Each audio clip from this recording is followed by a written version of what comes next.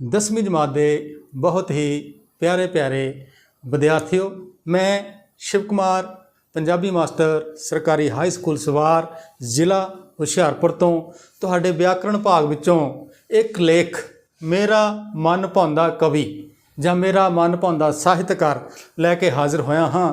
तो मैनू आस है कि तुसीं इस लेख नूं ਚਾਈਂ ਚਾਈਂ सिखोगे, ਤੁਹਾਡਾ ਇਹਦੇ ਵਿੱਚ ਮਨੋਰੰਜਨ ਵੀ ਹੋਵੇਗਾ ਤੇ ਤੁਹਾਨੂੰ ਲੇਖ ਲਿਖਣ ਦੀ ਕਲਾ ਵੀ ਮੈਂ ਸਿਖਾਵਾਂਗਾ।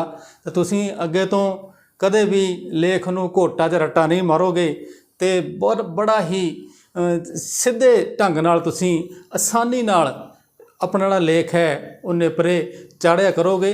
तो ਮੈਨੂੰ ਆਸ ਹੈ ਕਿ ਤੁਸੀਂ ਇਸ ਲੇਖ ਨੂੰ ਬਹੁਤ ਹੀ ਆਨੰਦਮਈ ਢੰਗ ਨਾਲ ਮਾਣੋਗੇ। तो आओ इस नूं लिखण तो पहला शिव कुमार बटालवी बारे एक छोटी जी जानकारी हासिल करिए। सो प्यारे बच्चों, शिव कुमार बटालवी जिसका नाम लैंदियां ही एक खूबसूरत चेहरा अखां दे सामने आ खड़ोंदा है। जिन्ना खूबसूरत वो आपसी उन्नियां ही खूबसूरत उस दियां रचनावां हन। पंजाबी साहित्य के खेत्र विच उसकी हीरे वर्गी चमक ने सारियां दी अखां चुंधिया दित्तियां। छोटी जी उम्र में ही उसने बहुत सारिया पुस्तकां पाठकों दियां झोलियां विच पाईयां अते ਸਾਹਿਤ अकादमी पुरस्कार प्राप्त करने वाला सब तो छोटी उम्र वाला जिहड़ा मान सी वो भी शिव कुमार दे ही हिस्से आया। सो नौजवान पीढ़ी ने उसकी हर रचना नूं दिलों पढ़िया, उसके विजोगी जज्बातां नूं अपना समझ के हंडाया। इस करके वो नौजवान पीढ़ी का चहेता कवि रहा है। इत्थे एक गल ये भी दसणयोग है कि अगर उसनूं बिरहों की चोट ना वजदी तो शायद वो इन्ना मकबूल इन्ना मशहूर शायर ना बनता। सो प्यारे बच्चों, जदों असी उस दियां किताबां की गल करिए कि उसने किहड़ियां किताबां रचियां, कुछ एक किताबां का मैं ना लवांगा। वो जिहड़ियां किताबां है मैं उसकी जीवन शैली विच ही ढाल के मैं जिहड़ियां 2-4 लाइनां बनाईयां हन उन्हां विच किताबां का नाम आ जाएगा तो तुसीं ये बाद चों लभ लैणियां भी किहड़ियां उन्हें किताबां लिखियां हैं।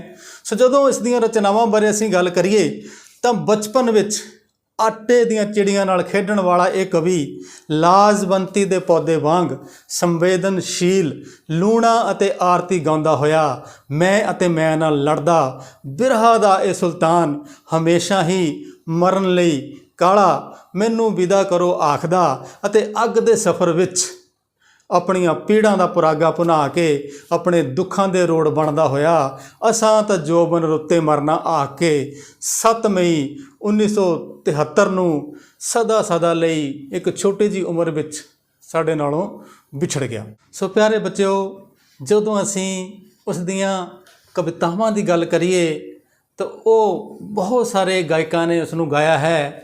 उस दियां कवितावां नूं नुसरत फतेह अली खान साहब तो लैके आसा सिंह मस्ताना, मोहिंदर कपूर, सुरिंदर कौर, हंसराज हंस अते दलजीत दोसांझ वर्गे बहुत सारे कवियां ने गाया है अते शिव नूं गा के अपना नामना खटिया है।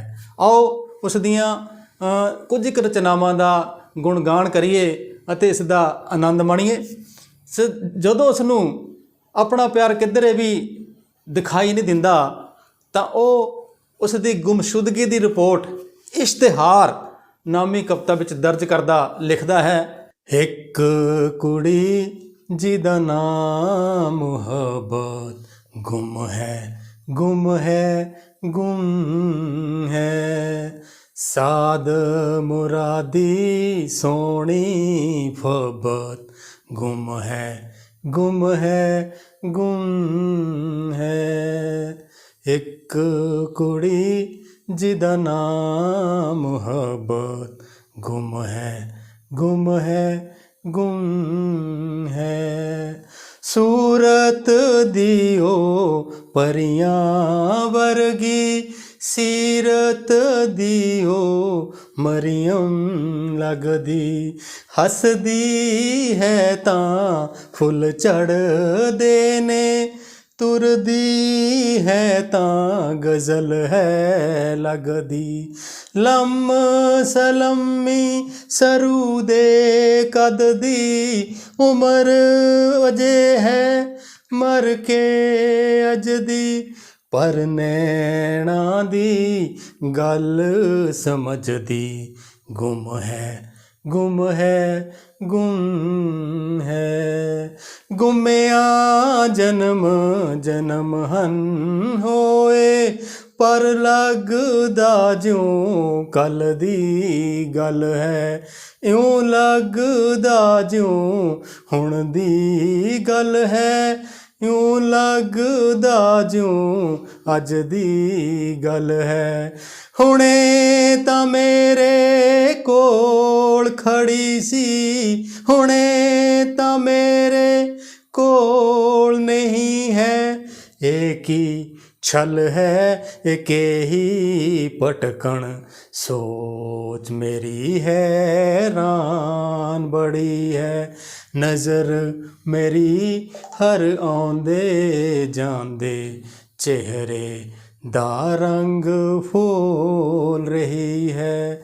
ਉਸ ਕੁੜੀ ਨੂੰ ਮੇਰੀ ਸਹੁੰ ਹੈ, ਉਸ ਕੁੜੀ ਨੂੰ ਆਪਣੀ ਸਹੁੰ ਹੈ। ਉਸ ਕੁੜੀ ਨੂੰ ਜਗ ਦੀ ਸਹੁੰ ਹੈ, ਉਸ ਕੁੜੀ ਨੂੰ ਸਭ ਦੀ ਸਹੁੰ ਹੈ। ਉਸ ਕੁੜੀ ਨੂੰ ਰੱਬ ਦੀ ਸਹੁੰ ਹੈ।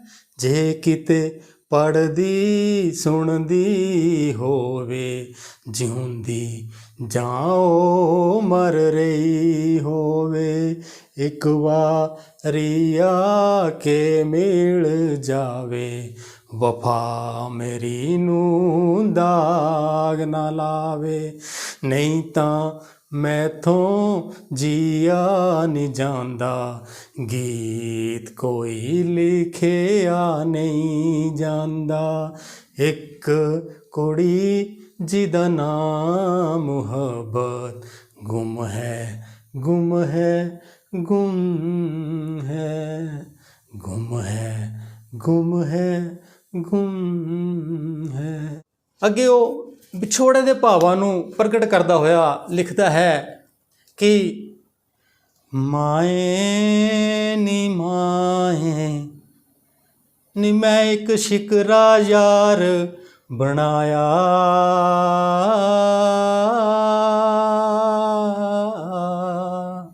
ਉਹਦੇ ਸਿਰ ਤੇ ਕਲਗੀ, ਪੈਰੀਂ ਝਾਂਜਰ, ਨੀ ਉਹ ਚੋਗ ਚੁਗੀਂਦਾ ਆਇਆ।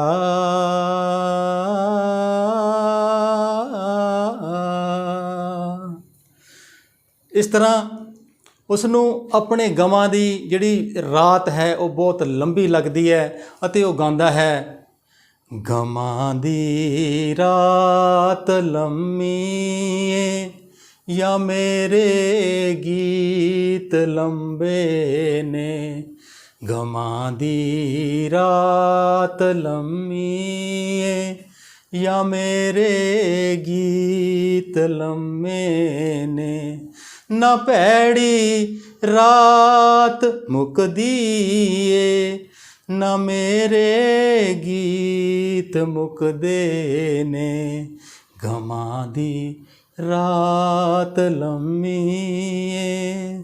ਸੋ ਇਸੇ ਪ੍ਰਕਾਰ ਹੀ ਵਿਦਾਇਗੀ ਕਵਿਤਾ ਵਿੱਚ ਵਿਦਾਇਗੀ ਨਾਂ ਦੀ ਇੱਕ ਕਵਿਤਾ ਹੈ, ਤੂੰ ਵਿਦਾ ਹੋਇਓ। ਉਹਦੇ ਵਿੱਚ ਉਹ ਲਿਖਦਾ ਹੈ,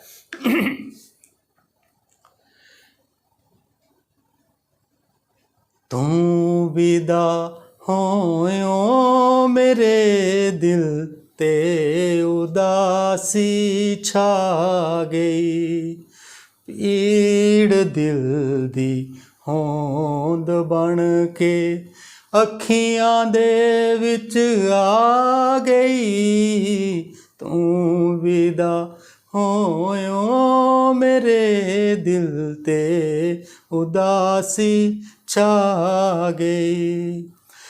ਇਸ਼ਕ ਨੂੰ ਸੌਗਾਤ ਜਿਹੜੀ ਪੀੜ ਸੈ ਤੂੰ ਦੇ ਗਇਓ, ਇਸ਼ਕ ਨੂੰ ਸੌਗਾਤ ਜਿਹੜੀ ਪੀੜ ਸੈ ਤੂੰ ਦੇ ਗਇਓ, ਅੰਤ ਹੋਇਓ ਪੀੜ ਸ਼ਿਵ ਨੂੰ ਖਾਂਦੀ ਖਾਂਦੀ ਖਾ ਗਈ, ਤੂੰ ਵਿਦਾ ਹੋਇਓ ਮੇਰੇ ਦਿਲ ਤੇ ਉਦਾਸੀ ਛਾ ਗਈ।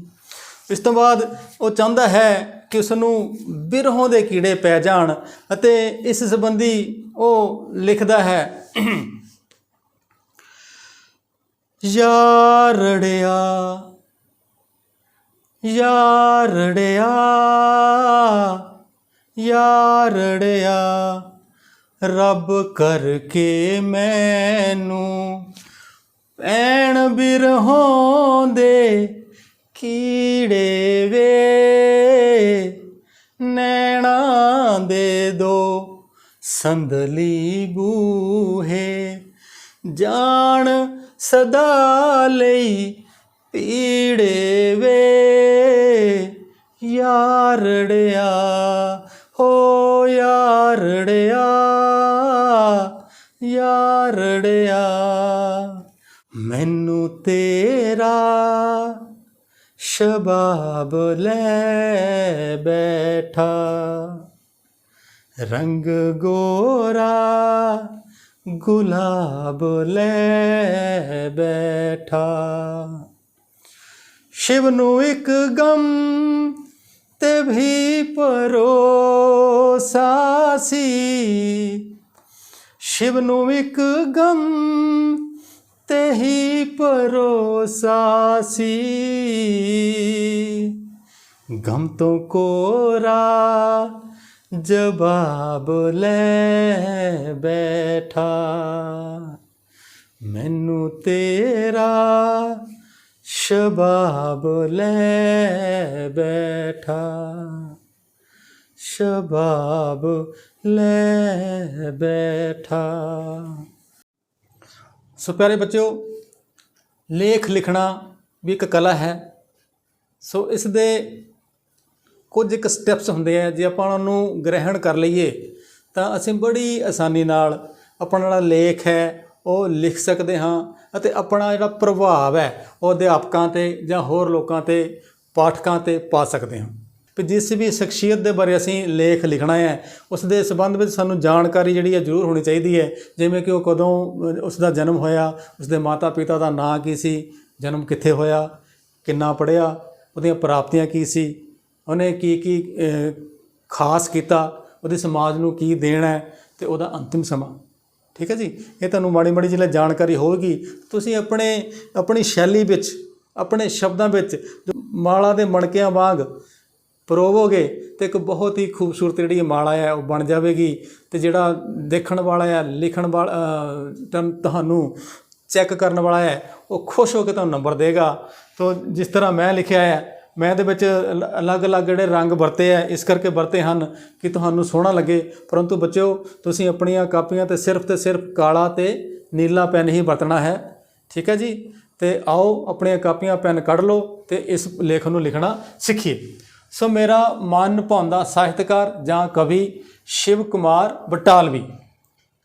ਲਿਖ ਲਓ ਬੱਚਿਓ। ਸਭ ਤੋਂ ਪਹਿਲਾਂ ਆਪਾਂ ਲਿਖਣੀ ਹੈ ਜਾਣ ਪਛਾਣ। ਜਾਣ ਪਛਾਣ ਪੰਜਾਬੀ ਸਾਹਿਤ ਦੇ ਖੇਤਰ ਵਿੱਚ ਪੀਲੂ, ਹਾਸ਼ਮ, ਵਾਰਿਸ ਸ਼ਾਹ, ਭਾਈ ਵੀਰ ਸਿੰਘ, ਪ੍ਰੋਫੈਸਰ ਪੂਰਨ ਸਿੰਘ, ਕਾਦਰਯਾਰ, ਧਨੀ ਰਾਮ ਚਾਤਰਿਕ, ਅੰਮ੍ਰਿਤਾ ਪ੍ਰੀਤਮ, ਬਾਬਾ ਬਲਵੰਤ, ਸ਼ਿਵ ਕੁਮਾਰ ਬਟਾਲਵੀ ਅਤੇ ਨੰਦ ਲਾਲ ਨੂਰਪੁਰੀ ਵਰਗੇ ਉੱਘੇ ਕਵੀ ਹੋਏ ਹਨ। ਪਰ ਇਹਨਾਂ ਵਿੱਚੋਂ ਮੇਰਾ ਮਨ ਭਾਉਂਦਾ ਕਵੀ ਸ਼ਿਵ ਕੁਮਾਰ ਬਟਾਲਵੀ ਹੈ। ਨੌਜਵਾਨ ਪੀੜ੍ਹੀ ਦਾ ਇਹ ਚਹੇਤਾ ਕਵੀ ਹੈ ਅਤੇ ਇਸ ਦੀ ਕਵਿਤਾ ਵਿੱਚੋਂ ਦਰਦ, ਵਿਛੋੜੇ ਦੀ ਪੀੜ ਅਤੇ ਬਿਰਹਾ ਡੁੱਲ ਡੁੱਲ ਪੈਂਦੀ ਹੈ। ਪੂਰੇ ਹੋ ਗਈ ਜਾਣ ਪਛਾਣ। ਉਸ ਤੋਂ ਬਾਅਦ ਜਨਮ ਅਤੇ ਮਾਤਾ ਪਿਤਾ। ਜਨਮ ਅਤੇ ਮਾਤਾ ਪਿਤਾ ਵਿੱਚ ਜਦੋਂ ਅਸੀਂ ਜਾਈਏ ਤਾਂ ਸ਼ਿਵ ਕੁਮਾਰ ਬਟਾਲਵੀ ਦਾ ਜਨਮ ਬੜਾ ਪਿੰਡ ਲੋਟੀਆਂ, ਜ਼ਿਲ੍ਹਾ ਗੁਰਦਾਸਪੁਰ ਵਿਖੇ ਮਿਤੀ 8 ਅਕਤੂਬਰ 1937 ਈਸਵੀ ਨੂੰ ਪਿਤਾ ਸ਼੍ਰੀ ਕ੍ਰਿਸ਼ਨ ਗੋਪਾਲ ਜੀ ਦੇ ਘਰ ਮਾਤਾ ਸ਼੍ਰੀਮਤੀ ਸ਼ਾਂਤੀ ਦੇਵੀ ਜੀ ਦੀ ਕੁੱਖੋਂ ਹੋਇਆ। ਉਸ ਤੋਂ ਬਾਅਦ ਬੱਚਿਓ ਜਿਹੜੇ ਜਨਮ ਤੋਂ ਬਾਅਦ ਬੱਚਾ ਕੀ ਕਰਦਾ, ਪੜ੍ਹਾਈ ਕਰਦਾ ਹੈ ਨਾ ਜੀ, ਜਾਂ ਨੌਕਰੀ ਕਰਦਾ ਹੈ, ਉਹ ਆਓ ਉਸ ਬਾਰੇ ਜਾਣੀਏ। ਸੋ ਪੜ੍ਹਾਈ ਅਤੇ ਨੌਕਰੀ। ਮੁੱਢਲੀ ਸਿੱਖਿਆ ਬੜਾ ਪਿੰਡ ਲੋਟੀਆਂ ਤੋਂ ਪ੍ਰਾਪਤ ਕਰਨ ਉਪਰੰਤ ਸੰਨ 1953 ਵਿੱਚ ਬਟਾਲੇ ਤੋਂ ਮੈਟ੍ਰਿਕ ਕਰਕੇ ਸ਼ਿਵ ਨੇ FSC ਦੀ ਪੜ੍ਹਾਈ ਸ਼ੁਰੂ ਕੀਤੀ, ਪਰੰਤੂ ਛੇਤੀ ਹੀ ਪੜ੍ਹਾਈ ਵੱਲੋਂ ਉਸ ਦਾ ਮਨ ਉਚਾਟ ਹੋ ਗਿਆ। ਇਸ ਉਪਰੰਤ ਉਸਨੇ ਪਹਿਲਾਂ ਪਟਵਾਰੀ ਅਤੇ ਫਿਰ ਬੈਂਕ ਵਿੱਚ ਨੌਕਰੀ ਕੀਤੀ।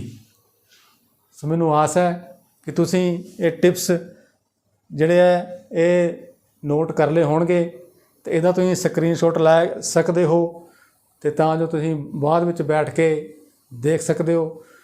ਠੀਕ ਹੈ ਬੱਚਿਓ, ਚਲੋ ਹੁਣ ਅਗਲੇ ਸਟੈਪ 'ਤੇ ਚਲੀਏ।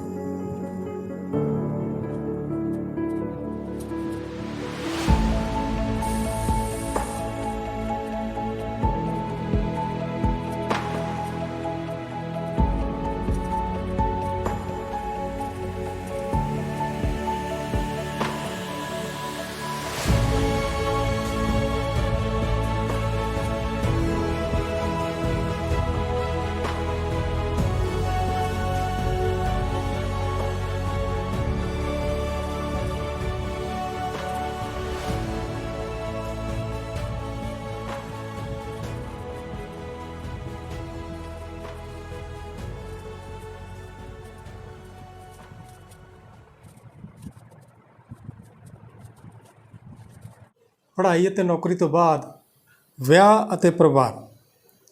ਸ਼ਿਵ ਕੁਮਾਰ ਦਾ ਵਿਆਹ 1967 ਈਸਵੀ ਵਿੱਚ ਗੁਰਦਾਸਪੁਰ ਜ਼ਿਲ੍ਹੇ ਦੇ ਪਿੰਡ ਕੀੜੀ ਮੰਗਿਆਲ ਵਿਖੇ ਅਰੁਣਾ ਨਾਂ ਦੀ ਲੜਕੀ ਨਾਲ ਹੋਇਆ ਅਤੇ ਆਪ ਦੇ ਘਰ ਦੋ ਬੱਚਿਆਂ ਬੇਟਾ ਮਿਹਰਬਾਨ ਬਟਾਲਵੀ ਅਤੇ ਧੀ ਪੂਜਾ ਨੇ ਜਨਮ ਲਿਆ।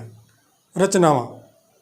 ਜਦੋਂ ਅਸੀਂ ਸ਼ਿਵ ਕੁਮਾਰ ਬਟਾਲਵੀ ਜੀ ਦੀਆਂ ਰਚਨਾਵਾਂ ਦੀ ਗੱਲ ਕਰੀਏ ਤਾਂ ਉਸਨੇ ਅਨੇਕਾਂ ਹੀ ਪੁਸਤਕਾਂ ਲਿਖ ਕੇ ਪਾਠਕਾਂ ਦੀ ਝੋਲੀ ਪਾਈਆਂ, ਜਿਵੇਂ ਕਿ ਆਟੇ ਦੀਆਂ ਚਿੜੀਆਂ, ਲਾਜਵੰਤੀ, ਆਰਤੀ, ਪੀੜਾਂ ਦਾ ਪਰਾਗਾ, ਮੈਂ ਤੇ ਮੈਂ, ਮੈਨੂੰ ਵਿਦਾ ਕਰੋ, ਅੱਗ ਦਾ ਸਫ਼ਰ, ਦਰਦਮੰਦਾਂ ਦੀਆਂ ਆਹੀਂ, ਬਿਰਹਾ ਤੂੰ ਸੁਲਤਾਨ ਅਤੇ ਕਾਵਨਾਟ ਲੂਣਾ ਲਿਖ ਕੇ ਸਭ ਤੋਂ ਛੋਟੀ ਉਮਰ ਵਿੱਚ ਸਾਹਿਤ ਅਕਾਦਮੀ ਦਾ ਪੁਰਸਕਾਰ ਪਾਉਣ ਵਾਲਾ ਉਹ ਪਹਿਲਾ ਕਵੀ ਬਣਿਆ। ਪ੍ਰਸਿੱਧ ਕਵਿਤਾਵਾਂ। ਵੈਸੇ ਤਾਂ ਸ਼ਿਵ ਦੀ ਹਰ ਕਵਿਤਾ ਖਾਸ ਹੈ, ਪਰੰਤੂ ਕੁਝ ਕੁ ਕਵਿਤਾਵਾਂ ਹਰ ਨੌਜਵਾਨ ਜਾਂ ਹਰ ਵਰਗ ਦੇ ਇਨਸਾਨ ਦੇ ਮੂੰਹ ਉੱਤੇ ਚੜ੍ਹੀਆਂ ਹਨ। ਉਸ ਦੀ ਸ਼ੈਲੀ ਬੜੀ ਹੀ ਠੇਠ ਹੈ। ਉਸ ਦੀ ਵਿਸ਼ੇਸ਼ਤਾ ਇਸ ਗੱਲ ਵਿੱਚ ਵੀ ਹੈ ਕਿ ਉਹ ਆਪਣੀਆਂ ਕਵਿਤਾਵਾਂ ਦੇ ਸ਼ਬਦ ਪੇਂਡੂ ਜੀਵਨ ਵਿੱਚੋਂ ਚੁਣਦਾ ਹੈ ਅਤੇ ਇਹਨਾਂ ਨਾਲ ਹੀ ਉਹ ਦਿਲਾਂ ਨੂੰ ਚੀਰਨ ਵਾਲੀਆਂ ਗਜ਼ਲਾਂ, ਗੀਤ ਅਤੇ ਕਵਿਤਾਵਾਂ ਲਿਖਦਾ ਹੈ। ਰੁੱਖਾਂ 'ਤੇ ਉਹ ਇਸ ਪ੍ਰਕਾਰ ਲਿਖਦਾ ਹੋਇਆ ਆਖਦਾ ਹੈ ਕਿ ਕੁਝ ਰੁੱਖ ਮੈਨੂੰ ਪੁੱਤ ਲੱਗਦੇ ਨੇ, ਕੁਝ ਰੁੱਖ ਲੱਗਦੇ ਮਾਵਾਂ, ਕੁਝ ਰੁੱਖ ਨੂੰਹਾਂ ਧੀਆਂ ਲੱਗਦੇ, ਕੁਝ ਰੁੱਖ ਵਾਂਗ ਭਰਾਵਾਂ। ਉਸ ਦੀ ਸਮੁੱਚੀ ਕਵਿਤਾ ਬਿਰਹਾ ਅਤੇ ਵਿਛੋੜੇ ਦੇ ਦਰਦ ਨਾਲ ਭਿੱਜੀ ਹੋਈ ਹੈ। ਉਹ ਇਸ ਫਾਨੀ ਸੰਸਾਰ ਨੂੰ ਜਲਦੀ ਹੀ ਛੱਡਣ ਦੀ ਗੱਲ ਕਰਦਾ ਹੋਇਆ ਆਖਦਾ ਹੈ, ਅਸਾਂ ਤਾਂ ਜੋਬਨ ਰੁੱਤੇ ਮਰਨਾ, ਟੁਰ ਜਾਣਾ ਅਸਾਂ ਭਰੇ ਭਰਾਏ। ਲੂਣਾ ਦੇ ਮਨੋਵਿਗਿਆਨ ਨੂੰ ਉਹ ਸਮਝਦਾ ਹੋਇਆ ਉਹ ਸਮਾਜ ਨੂੰ ਦੋਸ਼ੀ ਠਹਿਰਾਉਂਦਾ ਹੈ ਅਤੇ ਲਿਖਦਾ ਹੈ, ਜੇ ਪਿਓ ਧੀ ਦਾ ਰੂਪ ਹੰਢਾਵੇ ਤਾਂ ਲੋਕਾਂ ਵੇ ਤੈਨੂੰ ਲਾਜ ਨਾ ਆਵੇ। ਜੇ ਲੂਣਾ ਪੂਰਨ ਨੂੰ ਚਾਵੇ ਤਾਂ ਚਰਿੱਤਰਹੀਣ ਕਿਉਂ ਕਹੇ ਜੀਵ ਜਹਾਨ ਦੀ, ਮੈਂ ਪੂਰਨ ਦੀ ਮਾਂ ਪੂਰਨ ਦੇ ਹਾਣ ਦੀ। ਸਾਲ 1965 ਵਿੱਚ ਛਪੇ ਕਾਵਨਾਟ ਲੂਣਾ 'ਤੇ ਸ਼ਿਵ ਕੁਮਾਰ ਬਟਾਲਵੀ ਨੂੰ ਸਾਹਿਤ ਅਕਾਦਮੀ ਦਾ ਪੁਰਸਕਾਰ ਮਿਲਿਆ। ਸੋ ਅੰਤਿਮ ਸਮਾਂ ਮਿਤੀ 6 ਮਈ 1973 ਨੂੰ ਸ਼ਿਵ ਜਿਗਰ ਦੀ ਬਿਮਾਰੀ ਨਾਲ ਪੀੜਤ ਉਹ ਸਦਾ ਲਈ ਸਾਤੋਂ ਵਿਛੜ ਗਿਆ। ਉਹ ਆਖਦਾ ਸੀ ਕਿ ਜੋਬਨ ਰੁੱਤੇ ਜੇ ਕੋਈ ਮਰਦਾ ਫੁੱਲ ਬਣੇ ਜਾਂ ਤਾਰਾ, ਮਰਨ ਉਪਰੰਤ ਉਹ ਫੁੱਲ ਬਣਿਆ ਹੈ ਜਾਂ ਤਾਰਾ, ਇਹ ਤਾਂ ਸਾਨੂੰ ਪਤਾ ਨਹੀਂ ਹੈ, ਪਰੰਤੂ ਉਸ ਦੁਆਰਾ ਲਿਖੀ ਹੋਈ ਕਵਿਤਾ ਅੱਜ ਵੀ ਫੁੱਲਾਂ ਵਾਂਗ ਮਹਿਕ ਰਹੀ ਹੈ। ਉਹ ਮਰ ਕੇ ਵੀ ਸਾਡੇ ਚੇਤਿਆਂ ਵਿੱਚ ਅੱਜ ਵੀ ਜਿਉਂਦਾ ਹੈ। ਉਸ ਦੀ ਕਵਿਤਾ ਅੱਜ ਵੀ ਉਸ ਦੀ ਹੋਂਦ ਦਾ ਅਹਿਸਾਸ ਦਿਵਾਉਂਦੀ ਹੈ। ਸੋ ਪਿਆਰੇ ਬੱਚਿਓ, ਇਹ ਸੀ ਮੇਰਾ ਮਨਭਾਉਂਦਾ ਸਾਹਿਤਕਾਰ ਜਾਂ ਕਵੀ। ਮੈਨੂੰ ਆਸ ਹੈ ਕਿ ਤੁਸੀਂ ਇਸ ਲੇਖ ਨੂੰ ਲਿਖਣਾ ਸਿੱਖ ਲਿਆ ਹੋਵੇਗਾ। ਤੁਹਾਨੂੰ ਇਸ ਲੈਸਨ ਦੇ ਦੌਰਾਨ ਜਾਂ ਇਸ ਪਾਠ ਦੇ ਦੌਰਾਨ ਖੂਬ ਆਨੰਦ ਆਇਆ ਹੋਵੇਗਾ। ਸੋ ਅਗਲੇ ਕੋਈ ਹੋਰ ਨਵੇਂ ਲੈਸਨ ਨਾਲ ਫਿਰ ਤੁਹਾਡੇ ਵਿੱਚ ਹਾਜ਼ਰ ਹੋਵਾਂਗਾ। ਤਦ ਤੱਕ ਲਈ ਤੁਹਾਡਾ ਸਾਰਿਆਂ ਦਾ ਬਹੁਤ ਬਹੁਤ ਧੰਨਵਾਦ।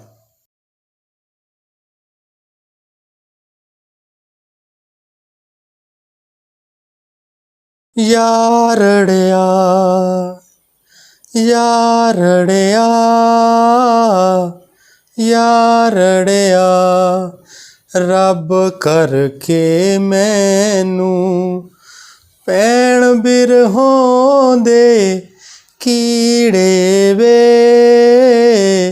ਨੈਣਾ ਦੇ ਦੋ ਸੰਦਲੀ ਬੂਹੇ, ਜਾਣ ਸਦਾ ਲਈ ਪੀੜੇ ਵੇ, ਯਾਰੜਿਆ।